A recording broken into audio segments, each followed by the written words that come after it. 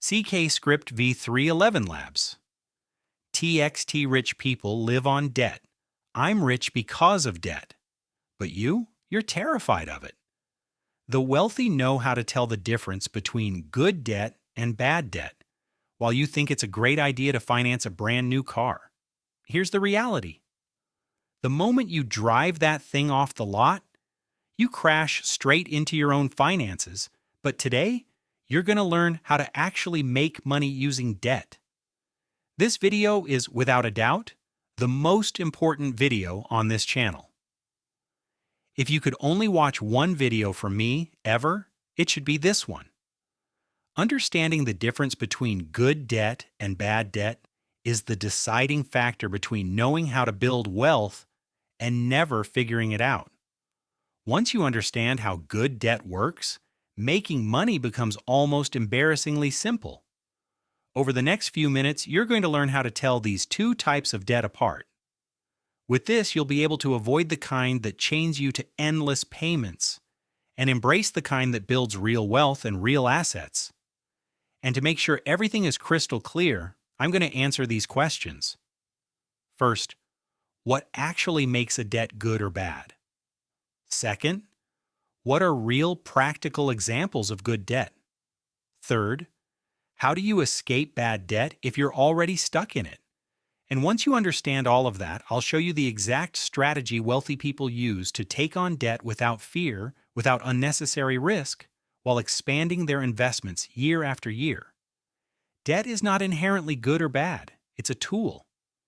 In financial terms, borrowing money is called leverage because it's a tool that opens the door to investments your own capital could never reach on its own. Basically, you're using other people's money to build your future.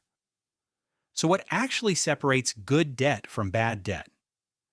Bad debt is what most people are familiar with: borrowing money from a bank or financing things that don't generate anything in return. A brand new car, a vacation. You're left paying interest with zero financial return in exchange.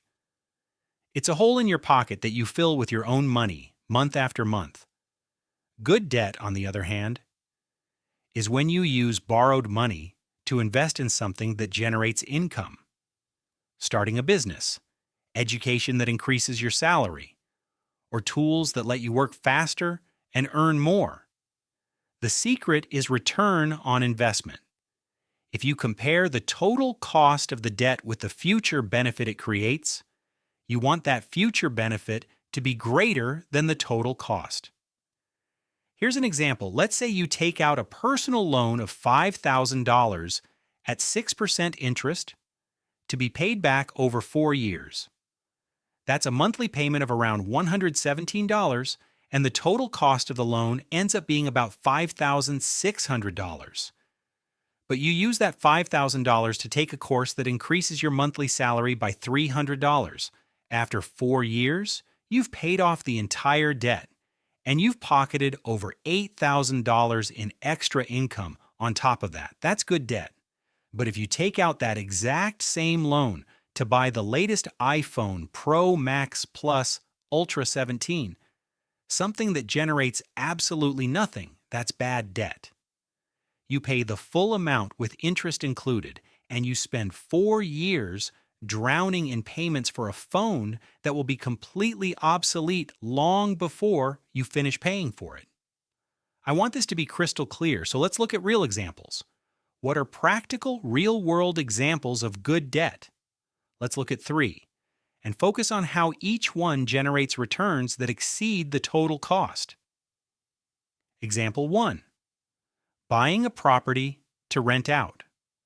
Let's say you borrow $100,000 at 4% interest for a mortgage on an apartment. The monthly payment is $500, and you rent it out for $800. Your tenant pays your mortgage payment for you and generates extra cash you can reinvest. On top of that, over time, the property itself increases in value due to inflation. This is good debt because it creates recurring income that covers the payment, covers the interest, and builds real equity at the same time. Example 2. Starting a profitable business. Imagine you run a small candy shop and you take out a $4,000 loan to stock up on inventory. You know you're going to sell that inventory with a 50% margin above cost. Once you've sold through all that stock, that margin covers the cost of the product, the loan payment, your own salary, and the rent for the shop. And if you run the numbers correctly, there's extra money left over to expand the business. Example 3.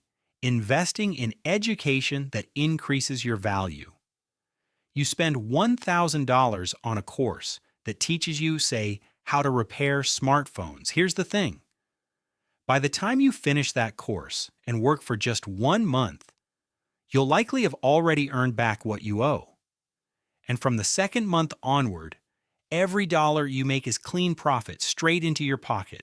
Now that you know how to tell good debt from bad debt, you need to learn the investment strategy that lets you take on debt without running unnecessary risks.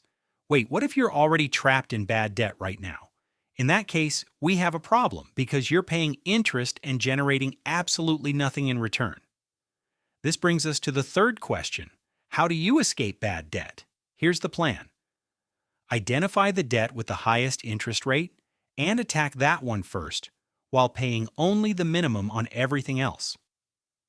Generate extra income. Sell things you no longer use. Work extra hours.